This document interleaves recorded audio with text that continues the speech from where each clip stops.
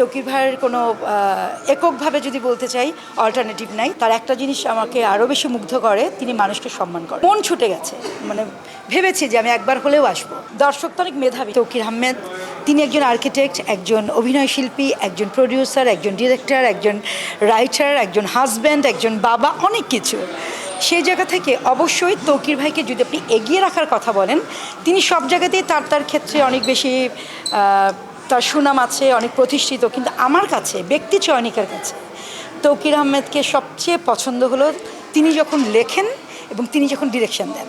তৌকির ভাই একজন জানা মানুষ, অনেক মেধাসম্পন্ন একজন মানুষ, শিক্ষিত, সুশিক্ষিত, এবং তার পারিপার্শ্বিক সব কিছু মিলিয়ে এবং আমাদের 90s সব কিছু মিলিয়ে তৌকির ভাই আসলে তৌকির ভাইয়ের কোনো এককভাবে যদি বলতে চাই অল্টারনেটিভ নাই। তবে হ্যাঁ, অবশ্যই যেটা আবারও বলতে চাই, পরিচালক তৌকির ভাই, নাট্যকার তৌকির ভাইকে আমি সব কিছুর থেকে ছাড়িয়ে আমি এগিয়ে রাখব।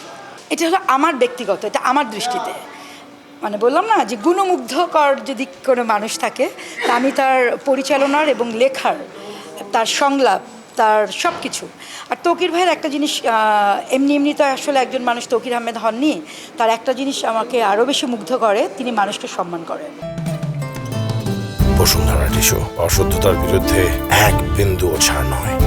মানুষ মরে গেলে অনেক প্রশংসিত হয়, বাট তৌকির ভাই অনেক ভাগ্যবান আমি বলবো।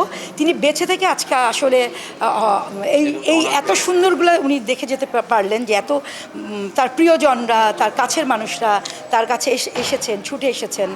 আমার খুব ইচ্ছা ছিল আমি সকাল থেকে থাকবো, কিন্তু আমার সন্তান যেহেতু একটু অসুস্থ, সব কিছু মিলিয়ে আসলে আমি আসতে পারিনি। কিন্তু মন ছুটে গেছে, মানে ভেবেছি যে আমি একবার হলেও আসবো, তো আমি চলে এলাম। তো ব্যক্তি তৌকির ভাই অসাধারণ মানুষ, পরিচালক, নাট্যকার, অভিনয় শিল্পী বলেন, প্রডিউস বলেন, সব কিছু মিলিয়ে তৌকির ভাই আসলে 100-100। Old is gold. আমি যখন কাজ শুরু করেছিলাম সবসময় পারিবারিক গল্প, সম্পর্কের গল্প, রোমান্টিক গল্প, তখন আমাকে অনেক শুনতে হয়েছে উনি তো এগুলো ছাড়া কিছু পারেন না। হ্যাঁ ভাই, পারি না, আমি এটাই পারি, আমি যেটা পারি সেটাই করতে চাই। বাট এখন আপনি দেখেন, ঘুরে ফিরে সেই পারিবারিক গল্প, সেই সম্পর্কের গল্প, সেই রোমান্টিক গল্প বা এগুলাই কিন্তু ঘুরে ফিরে এসেছে। তার মানে কি ওল্ড ইজ গোল্ড। এত বেশি কাটাকাটি, মারামারি, হ্যাঁ এগুলোর প্রয়োজন আছে, কিন্তু পাশাপাশি আপনি দেখেন যেগুলো পরিবার নিয়ে সবাইকে দেখতে যাওয়া যায়, সেগুলাই কিন্তু মানুষ আজকে, দর্শক তো অনেক মেধাবী, সবসময় আমি বলি, এবং আজকে কিন্তু দর্শক সেগুলাই উপচে পড়ে হলে যাচ্ছে এবং সেগুলাই কিন্তু দেখছে।